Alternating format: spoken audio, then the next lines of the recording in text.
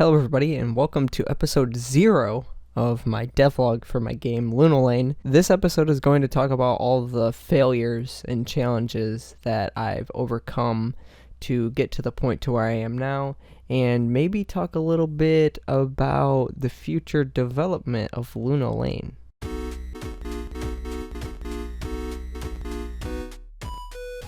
Development for Lunal Lane began 2 years ago on a little project that was unnamed. I just one day decided that I wanted to try game making because my friend linked me to Construct 2, which is a tool where you can code without really having to code. It's kind of like drag and drop sort of deal. I began working on this project, and I'm going to show you the first ever playable test of Lunal Lane, which at the time it was just called Beach Game. I had stolen assets from somebody who made a Super Mario World tile set, and then I just used this like generic sprite making template to make the character, and it was horrible, but here it is. Here we have the main character. You can jump, you can walk left and right, you can even run. If you jump off the right side of the map here, you just fall to the bottom of the map.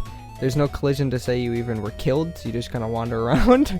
I had this little bottom area where I first discovered layers, and I thought it was the coolest thing that my character could be running behind this post.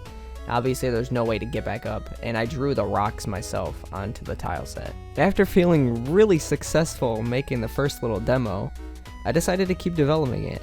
I started making a series name, which was Lunal Lane. I decided to start a story. There's 2 different playable characters. I had an intro sequence where it was like scrolling, and I also added a bunch of neat new features. As you can see, the main character here, he's looking a little bit better. He's not as glitchy. There's still some weird running animation stuff going on. He can jump. He's a little more active, I guess. His controls are a little bit tighter. There's an inventory that does nothing. There's my first ever enemy I coded. You got an attack. You can push up against walls. There's background layers. There's water. There's fall damage and health. And there's also lighting. I thought I was like really getting something good here. Having completed the first level, I decided to make a second level, which was water based. Entering the water makes you slower, makes you more floaty, and bubbles come out of you. I also was experimenting with adding seaweed that moves and a crab that's glitched, because you can do this. You can just like make the crab bounce. Also, you're seeing these weird black bars on the side of the screen. That's actually the game had those black bars because I had no idea how to do like aspect ratio or any of that. But I did not stop there. Look, I fixed the aspect ratio. I added a title screen with the little skeleton guy standing there. You could have controller settings. There were sound options. And I also was experimenting with making the game sort of randomly generated. I don't know why I wanted to procedurally generate my game because it was supposed to be story-based. I think I just had the idea of, oh, I can make this, do this, and it'll be cool and people will think it's really cool. At the time of making Lunal Lane, I just was thinking, this is cool, so I'm going to keep it in the game.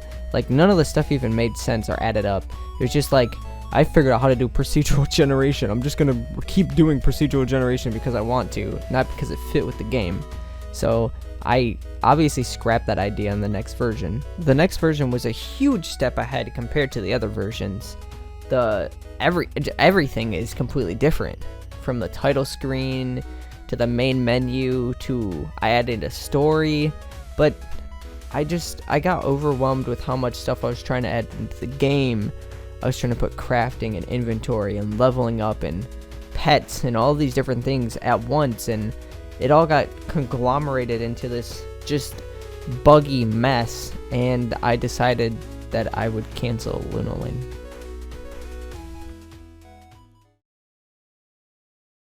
This had become the darkest time in game development for me. I had all these skills that I was practicing and I didn't know how to apply them. So the idea that I had was I was going to make a game where you make games, like Mario Maker. And well, I canceled that project too because I had a lot of internal errors with saving and loading. I was in over my head. I could never achieve this. How would multiplayer work? How would sending saves work? It was broken. I do have to say, recording this footage of the game was actually pretty fun. It was titled Lunal Maker. if you can see this reoccurring theme that all of this is Lunal Lane, I'm still very passionate about making Lunal Lane because I've been working on this world for 5 to 6 years. All of these things have taught me valuable lessons and have made me meet new friends and have opened up the possibility of me finding my calling. And I would love to go through the development process for a new game with everyone. Maybe I've already kind of been in the works on it. I'll see you in the next devlog.